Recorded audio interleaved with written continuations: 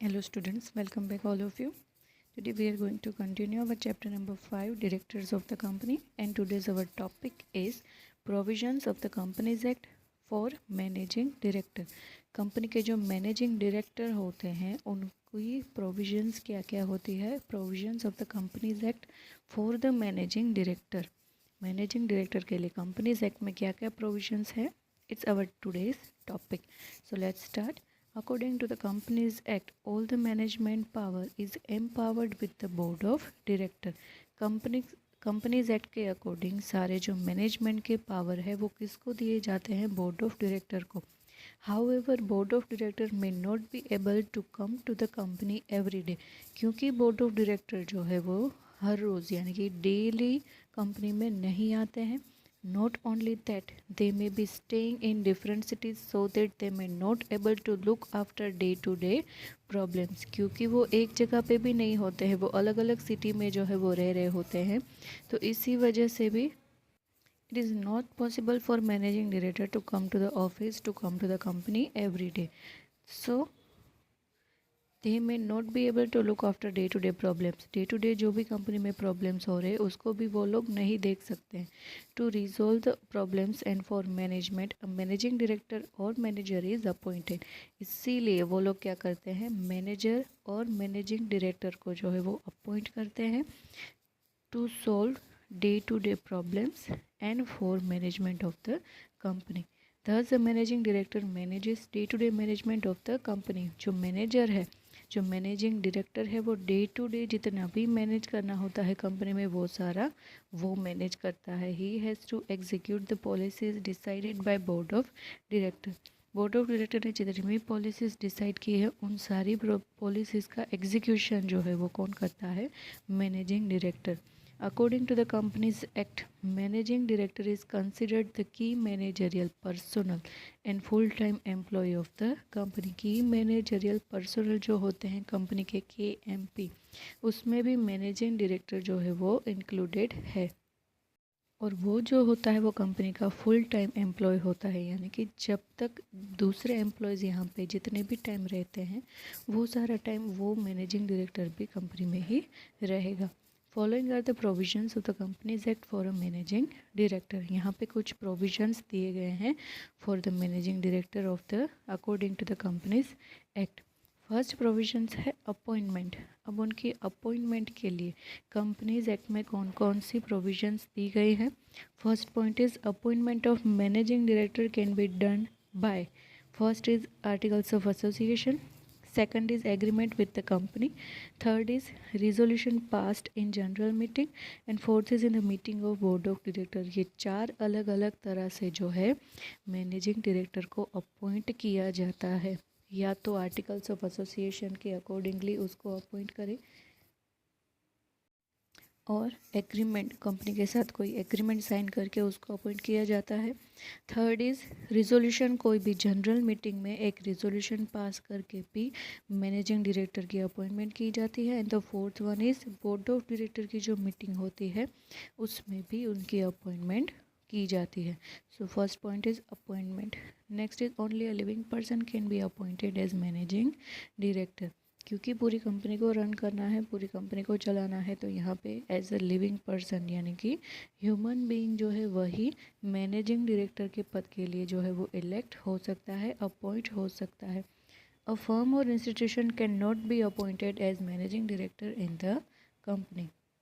कोई इंस्टीट्यूशन जो है वो अपॉइंट नहीं हो सकता. एक जो पर्सन है वो ही मैनेजिंग डायरेक्टर के लिए अपॉइंट हो सकता है. According to the Companies Act, managing director and manager can't be appointed simultaneously. As per Companies Act जो है वो मैनेजिंग डायरेक्टर एंड मैनेजर जो है वो सिमल्टेनियसली अपॉइंट नहीं हो सकते. According to the companies act it means that managing director जो है वो और मैनेजर दोनों की रिस्पॉन्सिबिलिटी, दोनों की अथॉरिटी जो है वो काइंड ऑफ सेम होती है. तो यहाँ पे According to the Companies Act, managing director and manager can't be appointed simultaneously. वो एक ही साथ अपॉइंट होते हैं, अलग अलग नहीं. Next is the managing director can be appointed for 5 years at a time.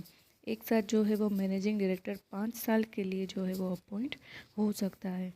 Terms and conditions are to be decided in the meeting of board of directors. जो managing director है उससे रिलेटेड टर्म्स एंड कंडीशन जो भी है वो board of director की meeting में decide की जाती है। Appointment should be approved in the general meeting. Appointment जो है वो जनरल मीटिंग में अप्रूव की जाती है। किसकी अपॉइंटमेंट? मैनेजिंग डायरेक्टर की। Reappointment of managing director can not be done before the expiry of term of the managing director. एक अगर मैनेजिंग डायरेक्टर कंपनी में ऑलरेडी है तो जब तक वो उसका जो टर्म है वो एक्सपायर नहीं हो जाता, यानी कि उसको 5 साल नहीं हो जाते, तो तब तक जो है दूसरे मैनेजर की रीअपॉइंटमेंट नहीं की जा सकती। If managing director is appointed other than original terms then the approval of central government is necessary. It means that अगर मैनेजिंग डायरेक्टर जो है उनकी अपॉइंटमेंट ओरिजिनल टर्म यानी कि मेन जो कंपनी है उससे हुई है तो यहाँ पे सेंट्रल गवर्नमेंट का अप्रूवल है वो ज़रूरी है। Company registrar should be informed about the appointment of the managing director from MR1 within 15 days of the appointment. It means that form जो है MR1 उससे रिलेटेड कंपनी में जो है वो रजिस्ट्रेशन करवाना होता है। किसका? मैनेजिंग डायरेक्टर की जो अपॉइंटमेंट हुई है उसका। कब तक? अगर उसकी अपॉइंटमेंट हो गई उसके 50 दिन यानी कि विद इन 15 डेज़ उसको कंपनी रजिस्ट्रार में उसका जो है वो रजिस्ट्रेशन करवाना होता है by form number MR1। Next is managing director can work in maximum in 2 companies. Managing director जो है वो मैक्सिमम 2 कंपनीज में एक साथ वर्क कर सकता है। Resolution is essential to work in 2 countries. यहाँ पे जो है दोनों कंपनी में वर्क करने के लिए रिजोल्यूशन होना ज़रूरी है। So these are the provisions of the companies act for the managing director जो हमने डिस्कस किया। नेक्स्ट टॉपिक है difference between managing director and director, यानी कि मैनेजिंग डायरेक्टर और डायरेक्टर के बीच में डिफरेंसेस क्या क्या है उसका डिफरेंस यहाँ पे पेज नंबर 136 के ऊपर आपको दिया है। First point is appointment. Managing director की अपॉइंटमेंट किस तरह से होती है? Managing director is appointed by the board of director and they decide the term and conditions. Managing director जो है वो बोर्ड ऑफ डायरेक्टर के थ्रू अपॉइंट होता है और उससे रिलेटेड जितने भी टर्म्स एंड कंडीशंस है वो सारी वही जो है at the time of appointment ही डिसाइडेड हो जाता है in the meeting of board of director. Director किस तरह से अपॉइंट होता है? Director is appointed in the annual general meeting. There are no terms and condition.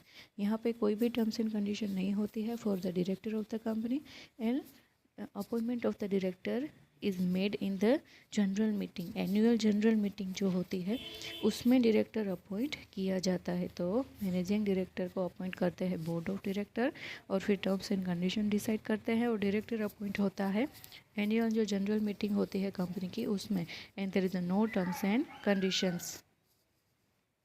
Next point है term. Managing director is appointed for 5 years. Managing director जो है वो 5 years के लिए अपॉइंट होता है। Director has to retire as per rotation. Director जो है वो एज पर रोटेशन, जो रोटेशन प्रोसेस होती है कंपनी की उस हिसाब से वो रिटायर होता है, तो उसकी टर्म जो है वो फिक्स नहीं होती। Position of managing director is one of the directors execute day to day work. Managing director जो है वो एक तरह का डायरेक्टर है और वो सारे डे टू डे वर्क होता है उसका एग्जीक्यूशन करने का काम करते हैं। उनकी पोजीशन एज अ डायरेक्टर ही होती है, बट उनको सारी कंपनी का जो मैनेजमेंट है, सारी अरेंजमेंट है, उन सबको हैंडल करना होता है। Director is elected by share holders, he manage the company. Director जो है वो क्या होते हैं? शेयर होल्डर के थ्रू इलेक्ट किए जाते हैं और वो पूरी कंपनी को मैनेज करते हैं। मैनेजिंग डायरेक्टर क्या करता है? मैनेजिंग डायरेक्टर एक तरह का डायरेक्टर ही है जो डे टू डे जो होता है ट्रांजैक्शन उसका एग्जीक्यूशन करता है।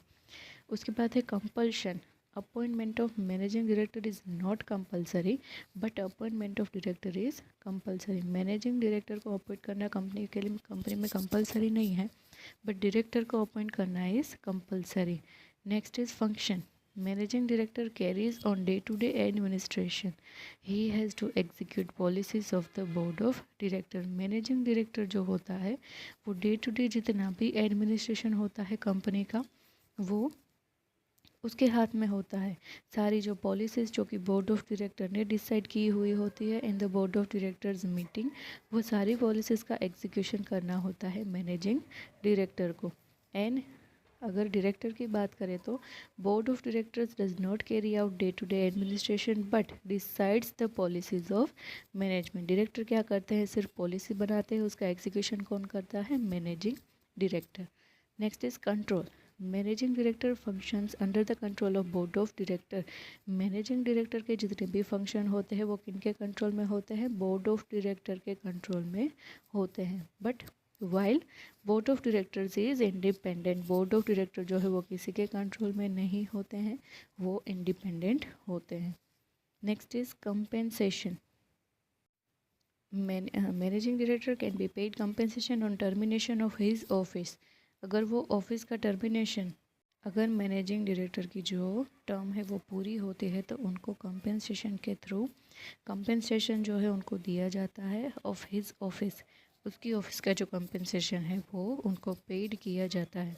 Directors have no such right, but director को ऐसे कोई भी राइट्स नहीं दिए गए हैं तो उनको कंपेंसेशन नहीं मिलता है। Managing director can be paid compensation on termination of his office. अगर उनकी ऑफिस का टर्मिनेशन हो जाता है, उनकी ऑफिस बंद हो जाती है तो उनको कंपेंसेशन दिया जाता है। Next is numbers. अब नंबर्स में यहाँ पे दो दो डिफरेंस के पॉइंट्स है, मिनिमम एंड दो पॉइंट्स है यहाँ पे। एक है a person can function as managing director is not more than 2 companies. एक ही पर्सन एक से ज़्यादा यानी कि मैक्सिमम दो से ज़्यादा कंपनी में एज मैनेजिंग डायरेक्टर वर्क नहीं कर सकता है। Maximum he would be a managing director more maximum 2 companies, maximum 2 companies में ही वो मैनेजिंग डायरेक्टर की पोस्ट पे रह सकता है, उससे ज़्यादा नहीं। Director can function maximum in 20 companies. Directors जो वो 20 अलग अलग कंपनीज के फंक्शन का हिस्सा बन सकता है। उसके बाद है generally only 1 managing director is appointed in a company. एक ही मैनेजिंग डायरेक्टर जो है वो कंपनी में अपॉइंट होता है। There must be at least 3 directors in public company and 2 in private company. यहाँ पे मिनिमम जो है एटलीस्ट 3 डायरेक्टर्स पब्लिक कंपनी में होने चाहिए और प्राइवेट कंपनी में 2। मैनेजिंग डायरेक्टर ओनली 1 होता है बट डायरेक्टर्स जो है वो पब्लिक कंपनी में मिनिमम 3 एंड प्राइवेट कंपनी अगर है तो उसमें minimum 2 directors are must. Next topic है डिफरेंस का, retirement. Managing director retire after 5 year. Managing director जो है वो 5 ईयर्स के बाद रिटायर होता है। He is eligible for reappointment, और दूसरी बार अगर उनको अपॉइंट करना है तो उसके लिए वो क्या है, एलिजिबल है। जैसा कि हमने मैनेजिंग डायरेक्टर का पॉइंट जब हमने डिस्कस किया था तब वहाँ पे भी एक टॉपिक आया था कि 5 साल की उसकी टर्म होती है और ज़्यादा से ज़्यादा वो 2 टर्म्स में काम कर सकते हैं, यानी कि 10 ईयर मैक्सिमम कंटिन्यूसली वो उसी कंपनी में मैनेजिंग डायरेक्टर रह सकते हैं, उससे ज़्यादा नहीं। फिर भी उनको मैनेजिंग डायरेक्टर के पद के लिए अपॉइंट होना है तो बीच में 3 ईयर का गैप होना चाहिए। डायरेक्टर में क्या होता है, 1/3 of the 2/3 director retires bye rotation every day. 2/3 जितने होते हैं कंपनी के टोटल डायरेक्टर्स के 2/3 डायरेक्टर, उसमें से 1/3 जो है वो रोटेशन में एवरी डे रिटायर होते हैं। They are eligible for reappointment, वो भी रीअपॉइंटमेंट के लिए एलिजिबल होते हैं। तो यहाँ पे ये था difference between managing director and director. तो यहाँ पे हमारा ये चैप्टर जो है डायरेक्टर्स ऑफ द कंपनी वो कंप्लीट हो रहा है। ये लास्ट टॉपिक था चैप्टर का। बाकी जितने भी टॉपिक हमने स्किप किए हैं वो 30% रिडक्शन के हिसाब से कैंसिल हो चुके हैं, कट हो चुके हैं। वो जब हम रिवीजन करेंगे तो एक बार देख लेंगे, अभी वो नहीं करना है। सो यहाँ पे हमारा चैप्टर ये कंप्लीट होता है। नेक्स्ट वीडियो में हम नेक्स्ट चैप्टर स्टार्ट करेंगे। तब तक के लिए जितना सीखा है ज़रूर उसको घर पे रीड कीजिए, रिवाइज़ कीजिए। आपकी स्क्रीन पे जो दिख रहा है एक्सरसाइज में question number 1 MCQ, question number 2 1 sentence, third है ब्रीफ आंसर्स, फोर्थ है पॉइंट वाइज एंड फिफ्थ है डिटेल। उसमें जितने भी मैंने स्क्रीन पे आपको बताए हैं उतने ही क्वेश्चन आंसर नोटबुक में लिखने हैं। सो उतने क्वेश्चन आंसर आप इसकी भी बुक पे लिख लेना और ज़रूर रीड करना, रिवाइज करना। Thank you very much.